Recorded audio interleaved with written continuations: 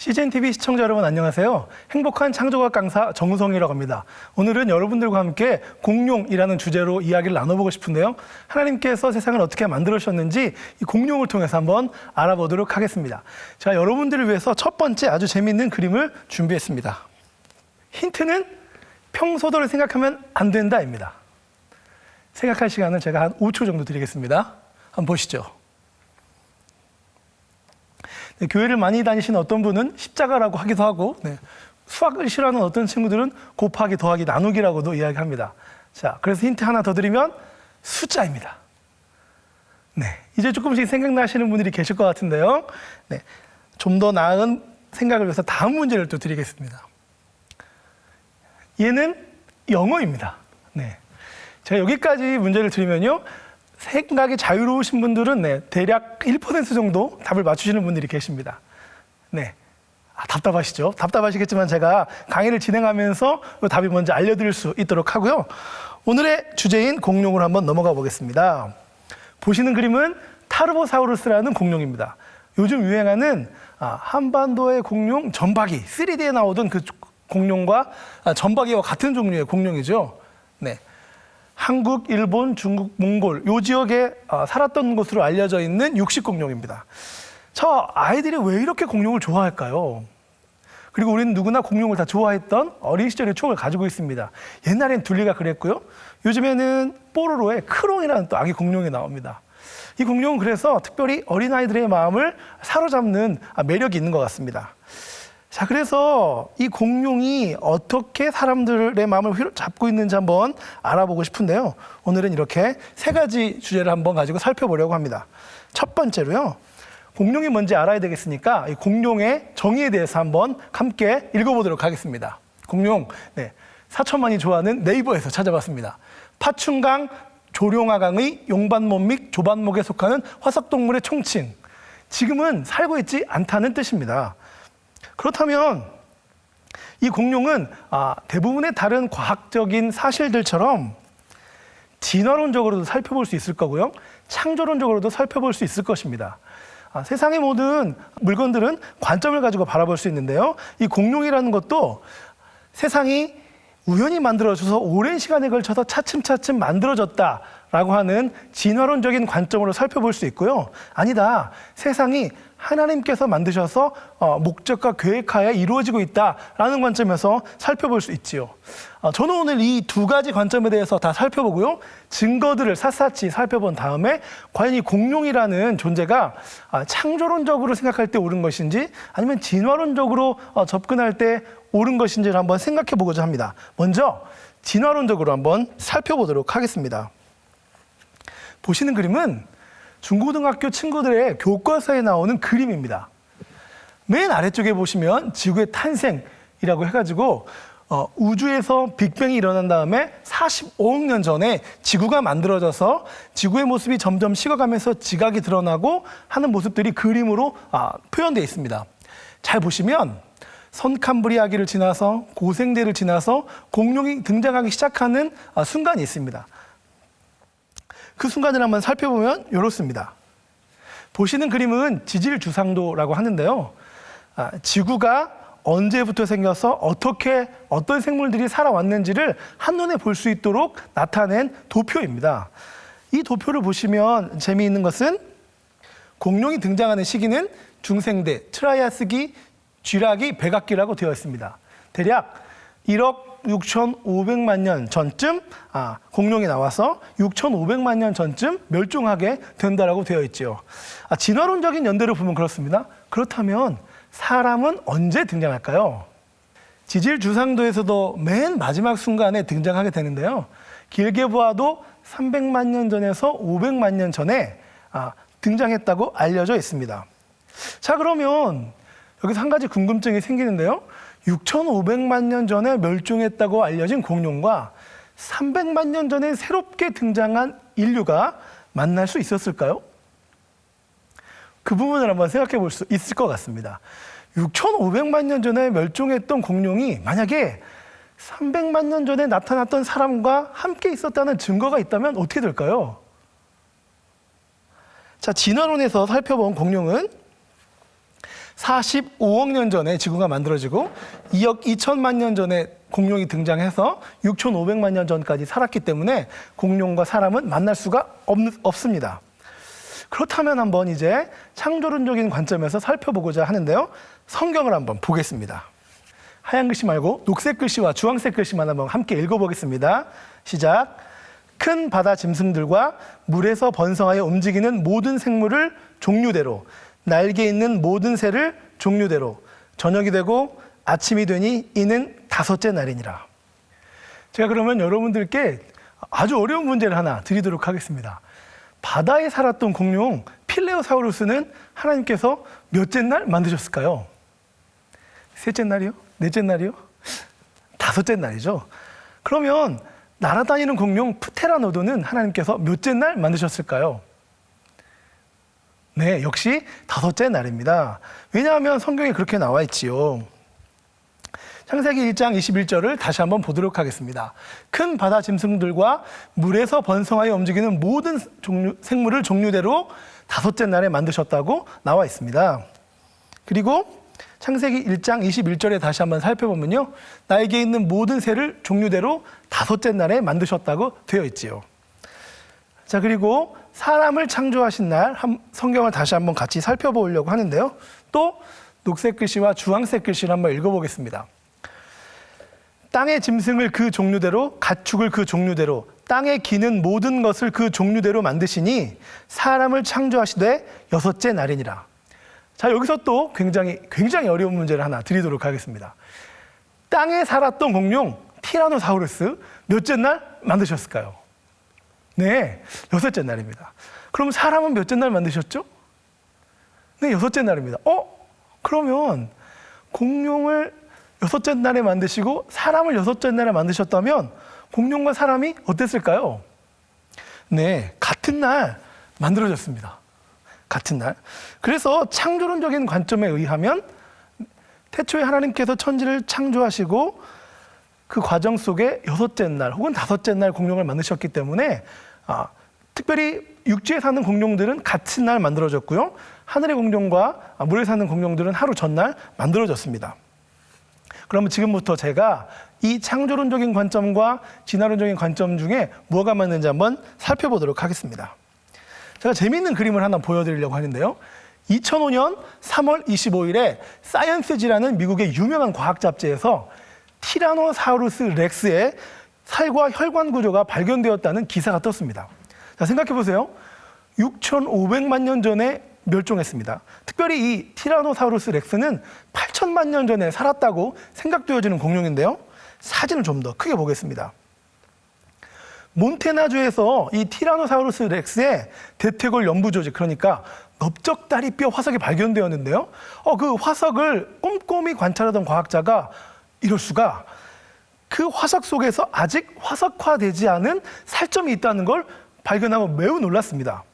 보시면 이 그림의 화살표 방향이 보이시나요? 거기에 있는 연부 조직은 잡아당겼다 놓으면 원래대로 돌아갔다고 합니다. 아직 탄성을 가지고 있고 굉장히 신선했다는 얘기죠. 두 번째, 이 또 다른 신선한 조직의 모습입니다. 여러분, 이런 조직이 수천만 년 되었다라고 우리가 생각할 수 있을까요? 어떻게 수천만 년 동안 이렇게 보존될 수 있을까요? 그 다음 그림은요, 같은 화석에서 발견된 마치 지금 생긴 것 같은 섬유질의 특성을 보이는 탄력성 조직입니다. 보시면 굉장히 신선하다는 것을 알 수 있습니다. 여러분, 공룡이 어떻게 화석으로 남는 줄 아세요? 공룡이 화석으로 남기 위해서는 그 뼈와 조직들이 함께 무언가에 갑자기 묻혀야 합니다. 그 상태에서 7천만 년에서 8천만 년 가는 동안 그 조직들이 다 돌로 되어야만 화석으로 남는 것이지요. 그런데 이렇게 부드러운 조직이 아직 남아있다라는 건 뭘 뜻할까요? 진화론자들은 이걸 보고 야, 어떻게 이렇게 오래 보존될까를 생각합니다. 사실은 그런데 그거는 불가능합니다. 왜냐하면 여러분들이 잘 아시는 것처럼 짐승의 고기나 뼈들은 가만 놔두면 썩기 때문입니다. 창조론자들은 이걸 보고 뭘 생각할까요? 죽은 지 얼마 안 되었겠구나 라고 생각합니다. 결국 어떤 관점을 가지고 있느냐가 사건에 대해서 새로운 다른 해석을 낳게 되는 것입니다. 다음 제가 증거를 또 한번 살펴보도록 하겠습니다. 보시는 그림은 발자국 화석입니다. 네, 마음이 착한 사람에게만 2개의 발자국이 보이는데요. 보시면 주황색 진행 방향으로 사람 발자국 화석이 보입니다. 노란색 진행 방향으로는 공룡 발자국이 보입니다. 보이시나요? 자, 그런데 발자국은 어떻게 화석으로 남을 수 있을까요? 발자국이 화석으로 남는 방법은 먼저 공룡이 진흙 같은 지층 위에 발자국을 찍어서 그 발자국이 단단하게 굳어졌다고 합시다. 그 다음에 발자국을 찍은 지층과 다른 매질로 그 발자국이 덮여야 합니다.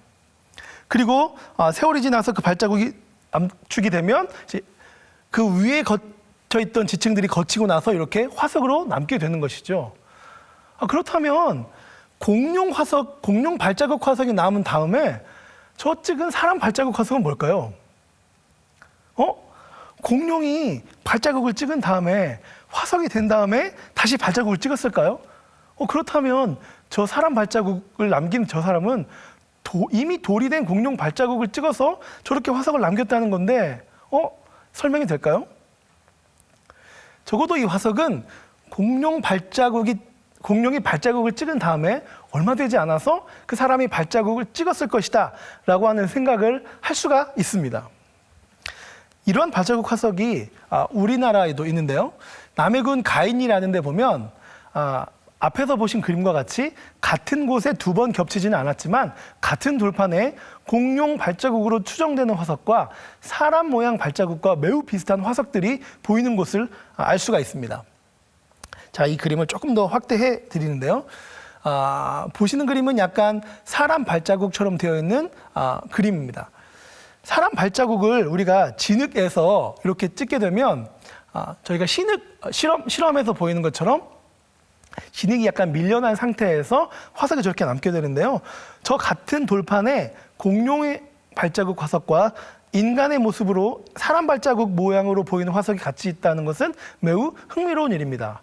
학자들은 사람 모양 발자국이 매우 학술적 가치가 높다라고 그 편말에도 적어 놓았는데요. 사실은 그 말은 공룡과 사람이 같은 시대에 살지 않았는데 어떻게 이렇게 남았는지 참 모를 일이다라는 뜻이라고 할 수 있습니다. 다음 증거 제가 또 한번 보여드리겠습니다. 이구아노돈 그림인데요. 보시는 첫 번째 뼈와 같은 그림은요. 최초로 공룡이 발견된 이구아노돈이라고 하는 뼈의 화석 모형입니다. 사람들이 이 이구아노돈이라고 하는 공룡의 뼈를 발견했을 때 매우 놀랐습니다. 왜냐하면 한 번도 본 적이 없는 생물의 뼈를 발견한 것이거든요. 제가 예를 한번 들어볼까요? 산골에 살던 어떤 청년이 한 번도 본 적이 없는 고등어를 이제 처음으로 보게 되었는데 하필이면 그 친구 집에 놀러 갔는데 다 발라먹고 난 고등어의 가시만 보았다고 한번 우리가 가정을 해봅시다. 그러면 그 산골 청년이 가시만 보고 고등어를 그려낼 수 있을까요? 이구아노돈의 뼈 화석을 처음 발견한 사람들은 마치 그런 기분이었을 것입니다. 왜냐하면 한 번도 본 적이 없는 이구아노돈이라고 하는 공룡의 뼈를 발견했는데요. 그게 어떻게 생겼는지 알 길이 없었기 때문입니다. 그래서 저 뼈를 발견한 당대 최고의 고생물학자들은 첫 번째 그림과 같이 마치 코뿔소처럼 이구아노돈을 그렸습니다. 왜 그랬을까요? 네, 이구아노돈을 한 번도 본 적이 없기 때문에 그렇죠. 이구아노돈이라고 하는 공룡의 특징 중에 하나는 앞발의 엄지발톱이 솟아 있다는 건데요. 보시면 앞발의 엄지발톱을 코 위에 얹어놨습니다. 마치 코뿔소처럼요. 적어도 코뿔소는 본 적이 있다는 거죠. 그래서 이구아노돈의 뼈 화석을 발견한 당대 최고의 고생물학자들은 자기들이 본 것과 가장 비슷한 생물처럼 코뿔소로 그림을 그렸습니다. 그리고 시간이 흘러서 1900년대 초반이 되었을 때는 두 번째 그림처럼 그렸습니다. 두 번째 그림을 잘 보면 첫 번째 그림과 이제 매우 달라졌지요.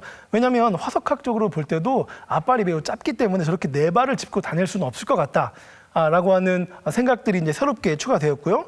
다만 아직도 꼬리를 바닥에 끌고 있습니다.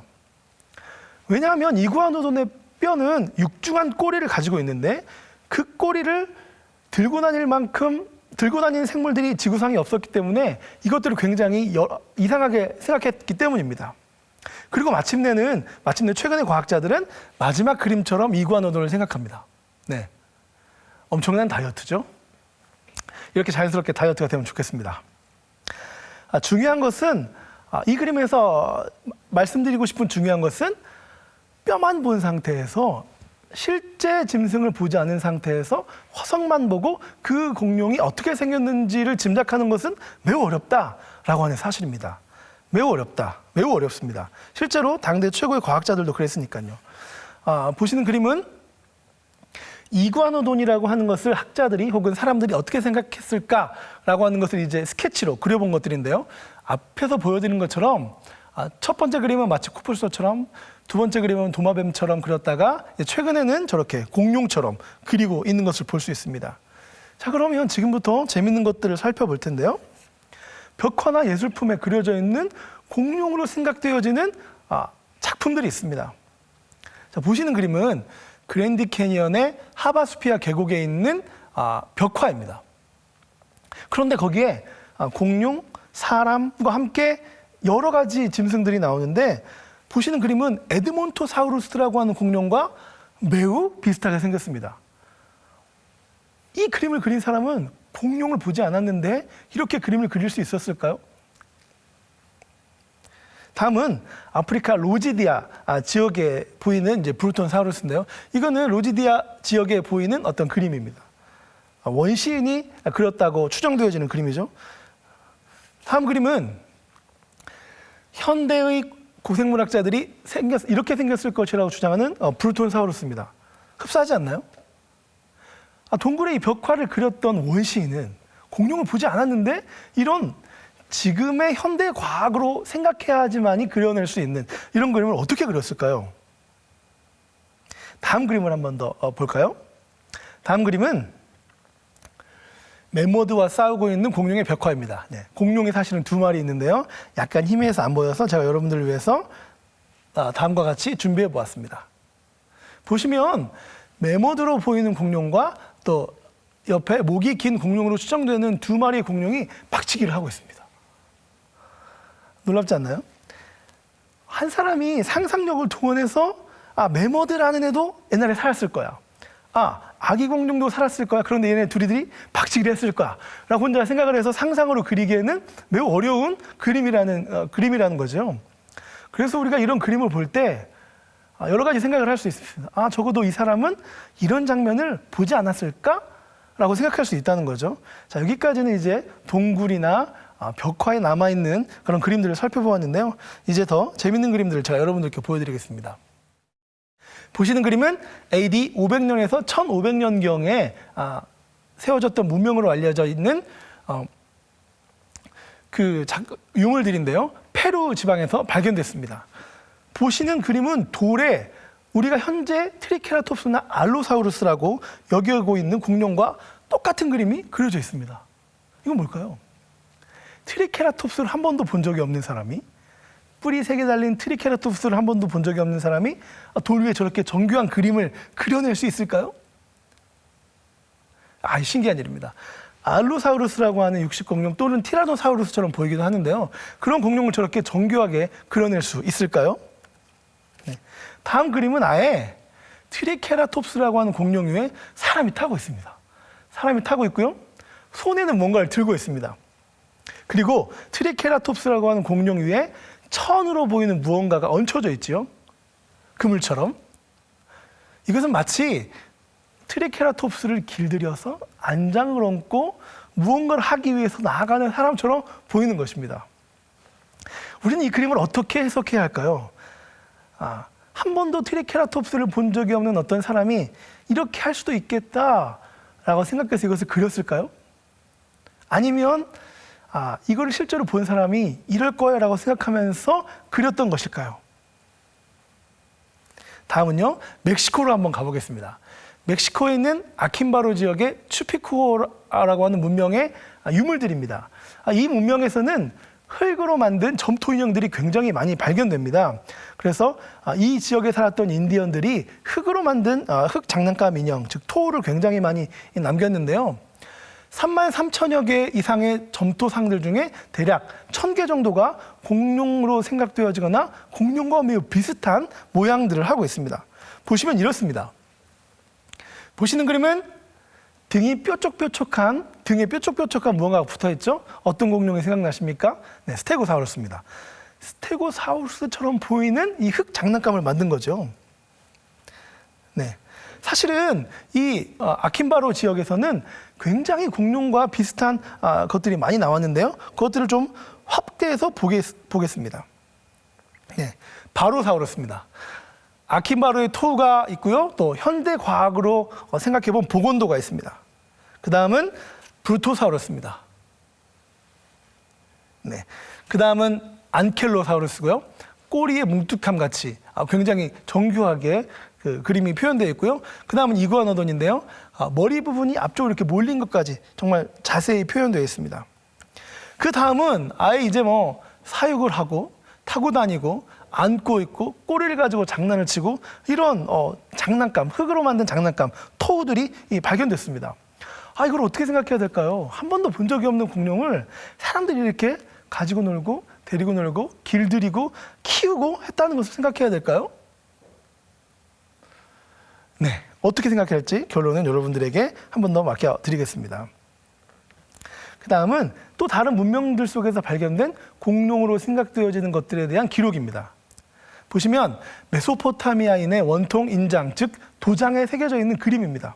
네, 머리가 길고 꼬리가 굉장히 긴 것이 우리가 보고 있는 공룡과 매우 비슷하죠. 고대 로마 모자이크에도 나와 있는 타니스트로페우스와 굉장히 닮아 있는 모습의 문양입니다. 그 다음에 앙코르 유적지, 캄보디아에 있는 굉장히 유명한 유적지인데요.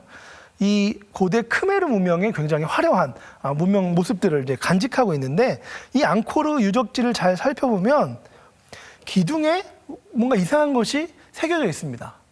저 기둥에 새겨져 있는 이상한 를 살펴보기 위해서 확대해 봤더니 어떤 거대한 짐승의 등에 뾰족뾰족 뭔가 나와 있죠. 제가 앞에서 말씀드린 스테고사우루스와 굉장히 비슷한 모습입니다.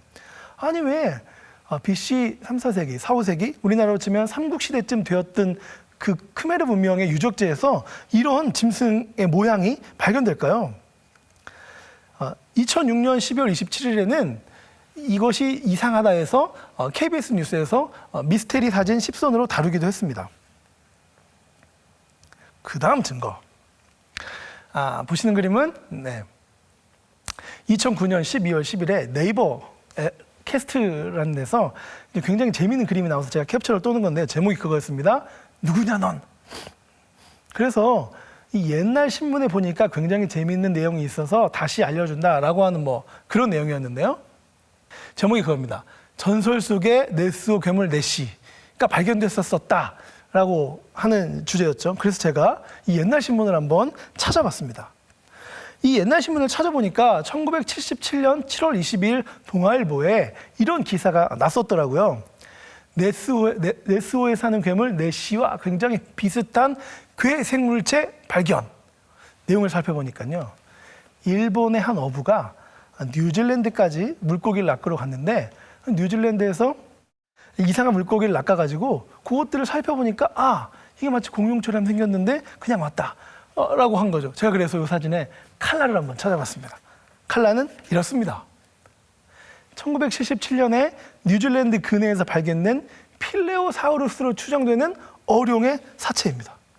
이 필레오사우루스는 사실 1억 년 전에 멸종되었다고 주장되어지는데요. 여러분 보세요. 이 필레오사우루스가 1억 년 전의 것으로 생각되나요? 그럼 물고기가 죽으면 어떻게 되나요? 썩습니다. 그런데 1억 년 전에 죽은 물고기가 요만큼밖에 안 썩었을까요? 자, 한번 돌려보겠습니다. 네, 머리가 보이고요. 지느러미가 보입니다. 그리고 등뼈가 이렇게 척추가 보이시죠?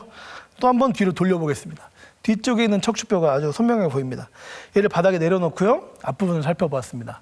아쉽게도 이 어부가 자기 물고기를 잡았던 배가 너무 꽉 차서 얘를 싣고 오지 않고 그냥 바다에 버렸다는 거죠. 이거 안타까운 일입니다. 저한테 줬으면 제가 아주 비싼 값을 치르고 샀을 텐데요. 네. 여기까지 살펴보고 보았는데, 사람과 공룡이 같이 살았을까 따로 살았을까에 대한 여러 가지 증거들을 한번 살펴보았습니다. 여러분 만약에 진화론적인 관점이 사실이라면 제가 말씀드린 것들 중에 하나라도 사실이라면 진화론적인 관점을 어떻게 설명해야 될지 굉장히 애매해집니다. 그래서 공룡과 사람은 네모다. 어떻게 생각하시나요? 결론을 한번 내려보시기 바랍니다. 그렇다면 공룡은 왜 사라지게 되었을까요? 이거 참 애매한데요. 사실 이 공룡이 어떻게 사라졌냐에 대해서는 진화론자들도 굉장히 여러 가지 설명을 가지고 있습니다. 설치류들이 알을 먹어치워서 퇴화되어서 체중이 많이 나가서 너무 세서 심지어는 변비로 굉장히 다양한 이론들이 있는데요. 그 중에서 가장 타당한 이론은 운석 충돌설이라고 알려져 있습니다. 이 운석 충돌설은 뭐냐면 6,500만 년 전에 지구에 엄청나게 큰 운석이 떨어져서 그 운석 때문에 핵겨울이 시작되었고 그 핵겨울이 시작되어서 공룡들의 먹이가 부족해져서 공룡들이 멸종했다라고 하는 주장인데요. 그 근거로 백악기와 신생대 3기의 경계에 높은 수준의 이리듐 원소가 발견된다라고 하는 것을 증거로 생각하고 있습니다. 그런데 여기에 반론이 있습니다. 6,500만 년 전에 이 소행성 충돌로 공룡이 멸종됐다면 지구에 아주 굉장히 큰 흔적을 남겼겠죠. 사람들이 6,500만 년 전쯤으로 생각되어진 데를 찾아보니까 멕시코 옆에 저쪽이 매우 유력했습니다. 그러면 왜 다른 동물은 멸종 안 했을까요? 공룡들이 멸종할 만큼 모든 식물이 다 죽을 만큼 공룡 중에서 굉장히 작은 공룡들도 있었는데 그런 공룡이 다 멸종할 만큼 그렇게 환경이 안 좋았는데 지구상의 다른 생물들은 어떻게 살아남았을까요? 또 KT층이라고 하는 그 층은 높은 원소의 이리듐이라고 말씀드렸는데 그 이리듐은 지각 내의 멘틀에서도 발견됩니다. 오히려 홍수가 나서 그 지각 내부에서 있던 이리듐이 지구 전체에 떠 있다가 갑자기 가라앉아서 전 지구적으로 층을 이루었다라고 보는 것이 훨씬 타당하지 않을까요? 그리고 KT층 이후에도 막 공룡의 화석들이 발견되는 경우가 있습니다.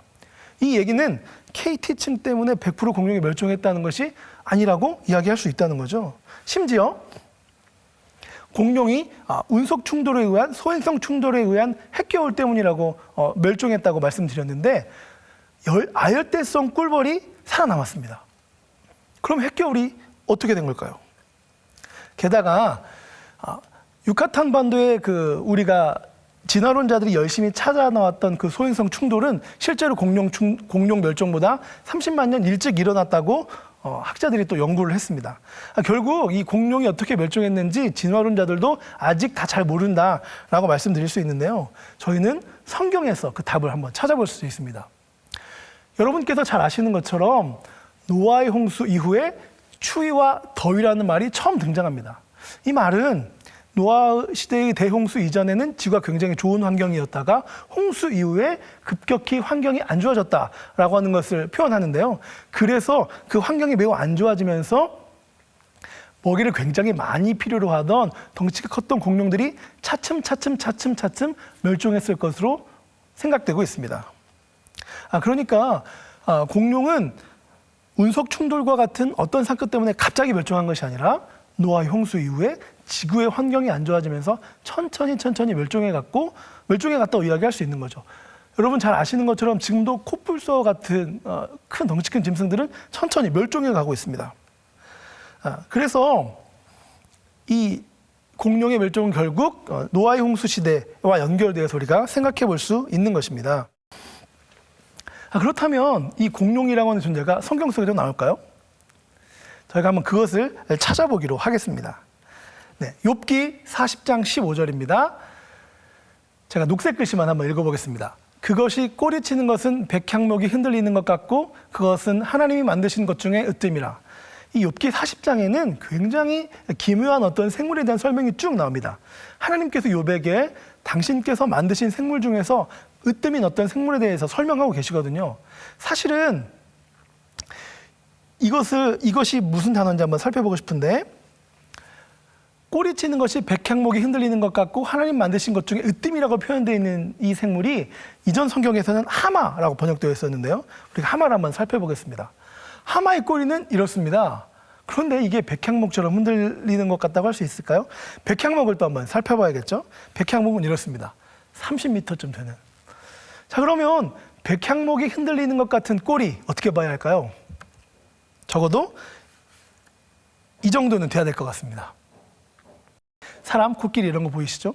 결국 이 욥기 40장에서 베헤못이라고 하는 이 짐승은 다른 역본들을 살펴보니 베헤못이라고 다 얘기하고 있는데요. 이 베헤못이라고 하는 생물체는 공룡과 매우 비슷한 모양을 가졌을 것으로 추측이 됩니다. 사실 이 공룡이란 말, 다이노소어라는 말은 최근에 만들어진 말이죠. 하지만 욥기는 수천 년 전에 쓰여진 성경입니다. 따라서 이 성경 안에 공룡이라는 단어가, 다이노소어라는 단어가 등장할 수는 없겠죠. 그래서 이 공룡이라는 단어 혹은 베헤못이라고 하는 단어를 살펴볼 때 베헤못을 어떻게 설명하고 있나를 살펴보면 될 것 같습니다. 그래서 욥기 40장에 있는 베헤못에 대한 설명들을 좀 살펴보려고 그러는데요.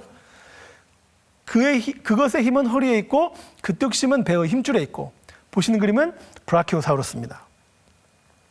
그 넓적다리 힘줄을 서로 연합되었으며, 보시는 그림은 이구아노돈의 근육 상상도입니다. 그 뼈는 녹건 같고 그 뼈대는 쇠 막대기 같으니, 네, 공룡 넓적다리 화석이죠.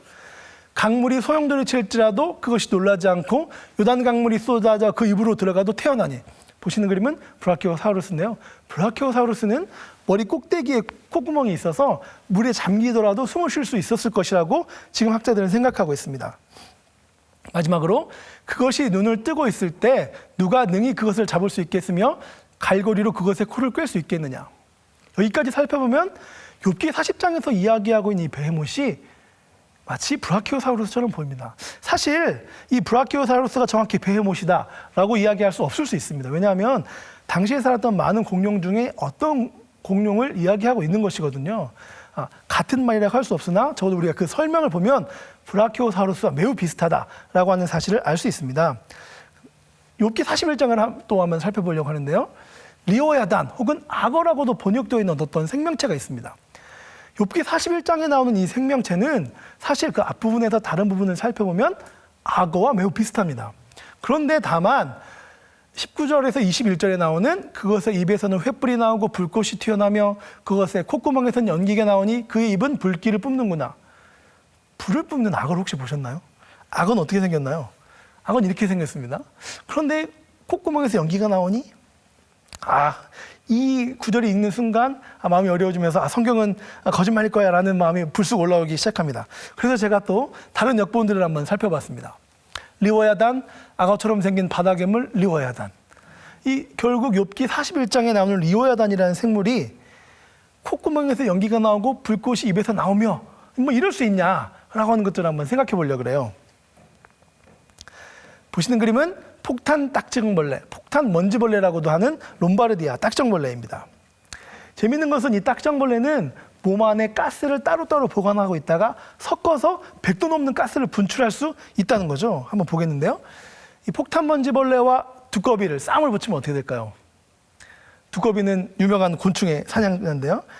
보시는 그림처럼 두꺼비가 폭탄 딱정벌레를 먹었다가 폭탄 딱정벌레가 쏜 가스 때문에 바로 뱉습니다. 제가 이 폭탄 딱정벌레를 잠깐 설명드리면요. 폭탄 먼지벌레는 하이드로퀴논이라고 하는 효소와 24%의 과산수소를 따로따로 보관하고 있다가 폭발랑에서 섞어서 한꺼번에 확 분출하게 됩니다.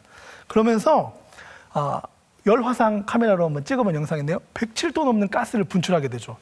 만약에 우리가 100도 넘는 가스를 배에 그냥 가지고 있다면 어떻게 될까요? 죽겠죠. 그런데 얘는 각각 분리해서 가지고 있다가 이것을 혼합해서 발사하는 능력을 가지고 있습니다. 사실 이 미국의 창조과학자들은 이렇게 어떤 가스나 물건이나 물체를 따로따로 가지고 있다가 관을 통해서 그것을 뿜어낼 수 있다면 성경 욥기에서 이야기하고 있는 리오야단 같은 존재가 나타날 수 있다라고 생각하고 있습니다. 그렇다고 이 리오야단이 어떤 짐승, 어떤 공룡일까라고 생각하는 것은 사실 또 지금 우리가 살고 있는, 우리가 생각되어지고 있는 공룡들과 비교하는 것은 어려울 수도 있습니다. 하지만 적어도 성경에서 이야기하고 있는 것처럼 이렇게 불을 뿜을 수 있는 혹은 연기와 가스를 뿜을 수 있는 가능성은 분명히 있다라고 하는 것을 말씀드리고 싶습니다. 지금까지 우리가 공룡에 대해서 굉장히 이제 살펴보았습니다. 사람과 공룡이 같이 살았을까, 따로 살았을까 이런 것도 생각해 봤고요. 또 성경 속에서 성경은 공룡을 뭐라고 얘기하고 있나, 어떤 부분을 이야기하고 있나, 이런 것들을 살펴봤어요. 그래서 제가 이제는 이 공룡을 통해서 우리가 뭘 배워야 할까, 뭘 느껴야 할까, 이런 걸 한번 생각해 보고 싶습니다. 처음 보셨던 그 그림입니다. 네, 이제 답을 좀 생각나시나요? 네, 한 번 더 기회를 드리겠습니다. 위에 보이는 그림은요, 숫자입니다. 아래에 보이는 그림은 영어입니다. 네, 제가 답을 가르쳐 드리기로 했으니까 제가 좀 답을 가르쳐 드리겠습니다. 위에 보시는 그림은 1324입니다.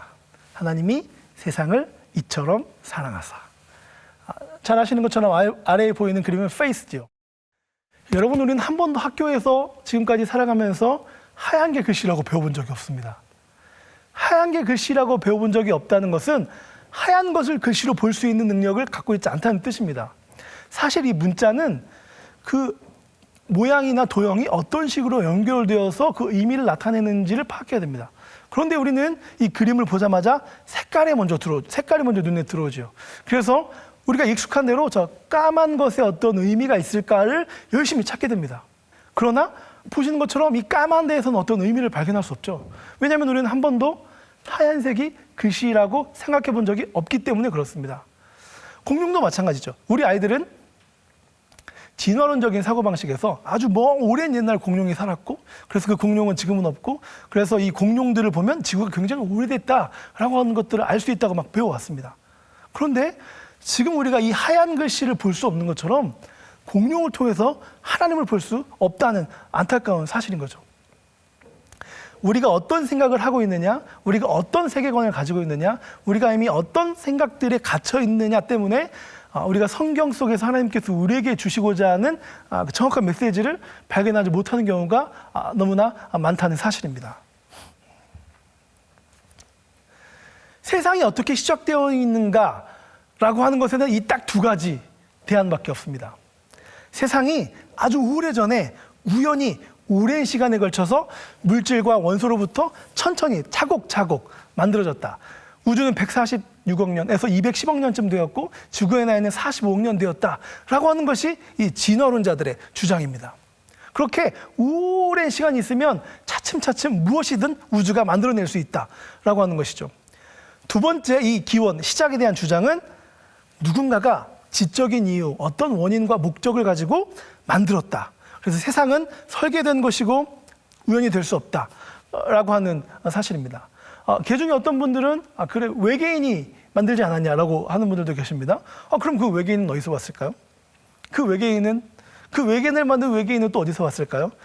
이렇게 생각해 보면 자연스럽게 이 세상이 어떻게 시작되었느냐라고 하는 사실은 요 딱 두 가지 대안밖에 없습니다. 우연히 오랜 시간에 걸쳐서 차곡차곡 만들어졌든지, 아니면 누군가에 의해서 창조되었든지. 그런데 여러분께서 지난 시간들 동안 창조과학을 통해서 살펴본 것처럼 진화에 별로 증거가 없습니다. 오늘 공룡을 통해서도 살펴보았는데요. 공룡을 진화론적인 측면에서 살펴보고 창조론적인 측면에서 살펴봤는데, 진화론적인 측면에서 공룡을 보려고 해도 별로 증거가 없습니다. 오히려 성경적인 관점으로 볼 때 공룡에 대한 설명이 훨씬 더 타당하다라고 하는 것을 볼 수가 있습니다. 그렇다면 하나님은 공룡을 왜 만드셨을까요? 하나님은 공룡을 왜 만드셨을까요? 굉장히 어려운 이야기입니다. 우리가 이런 생각을 해볼 때 굉장히 중요한 게 있습니다. 여러분, 우리는 사람이 만든 집에서 잠을 자고요, 사람이 만든 차를 타고 사람이 만든 건물인 학교나 직장으로 가게 됩니다.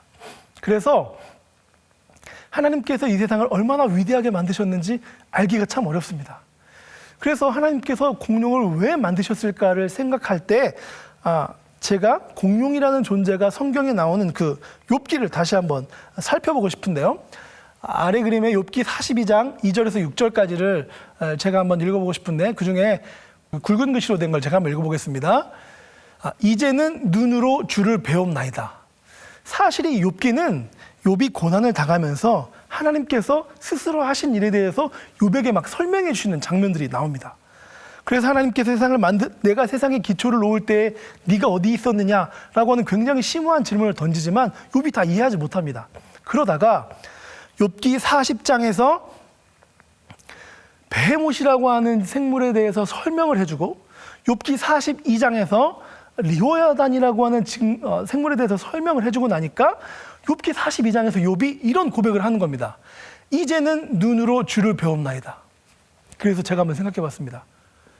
30톤짜리 브라키오사우루스가 만약에 내 눈앞에서 쓱 지나간다면 어떤 느낌이 들까? 생각해 보실 수 있으시겠나요? 저는 그 생물이 만약에 제 눈앞에 지나간다면 하나님의 위대하심이 뼛속까지 느껴질 것만 같습니다. 하나님께서 저렇게 대단한 것도 만드셨는데 온 우주를 창조하셨다는 것이 너무나 선명하게 느껴질 것만 같습니다. 그래서 욥은 저렇게 고백하고 있는 거죠. 공룡을 보니까 그것도 하나님이 만드셨다면 와, 이 하나님이 살아계시다는 것을 내가 눈으로 볼 만큼 느낄 수 있겠구나 라고 하는 사실입니다. 우리는 그래서 공룡도 이렇게 하나님께서 만드신 창조의 목적이 있다면 우리 각자가 하나님께서 우리에게만 맡기신 분명하고도 아름다운 창조의 목적이 있다는 걸 깨달아야 한다고 생각합니다. 저희가 창조과학을 공부하는 것은 단순히 과학적인 사실 하나하나를 깨닫는 데 그 목적이 있는 것이 아닙니다. 물론 성경을 보니까 이 성경에서 설명하고 있는 것이 과학적으로 사실이야. 공룡이 사람과 함께 살았대 라고 하는 것을 아는 것도 매우 중요한 지식입니다. 그렇지만 창조가 사실이라면 그 창조의 목적이 있다는 것이 훨씬 더 중요한 사실입니다. 우리에게는, 여러분 한 사람 한 사람에게는 다른 누구도 감당할 수 없는 고유하고 아름다운 놀라운 창조의 목적이 있다는 사실입니다. 앞으로 계속 이 창조과학에 대해서 공부하시면서 그런 것들을 깊이 깨달아 가시는 여러분들이 되었으면 좋겠습니다. 제가 마지막으로 로마서 1장 20절을 한번 읽고 마쳤으면 좋겠습니다. 창세로부터 그의 보이지 아니하는 것들 곧 그의 영원하신 능력과 신성이 그가 만드신 만물에 분명히 보여 알려졌나니 그러므로 그들이 핑계치 못할지니라. 우리 안에 있는 하나님의 능력과 신성을 회복하시는 여러분들이 되셨으면 좋겠습니다. 감사합니다.